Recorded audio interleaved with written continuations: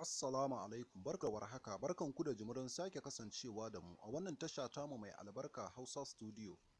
Ƙalu inna lillahi wa inna ilaihi raji'un, inna lillahi wa inna ilaihi raji'un. A yanzu ne muka samu wani labari marar daɗi game da fitacciyar jarumar nan ta cikin fim mai dogon zango wanda aka fi sani da kwana 90 wato Rayya. Mai sauraro ka yi ƙoƙari ka danna mana alamar liking da kuma subscribe domin ƙara mana ƙwarin gwiwar kawo muku sababbin shirye-shiryen da suka shafi masana'antar Kannywood gami da Arewa baki ɗaya. A yau ne 13 ga watan Janairu na shekarar 2020 da misalin karfe 2 na rana. Fitacciyar jarumar nan ta masana'antar Kannywood wadda aka fi sani da Rayya a cikin fim ɗin kwana 90 mai dogon zango ta saki wani faifan bidiyo wanda aka hasko ta tana rawa a cikin ɗaki, domin a bidiyon ba wani abu ta aikata ba, amma na ga kafafen sada zumunta da dama musamman tashoshi na YouTube sun yada suna kala mata sharrin cewa wai ta yi rawa zindir.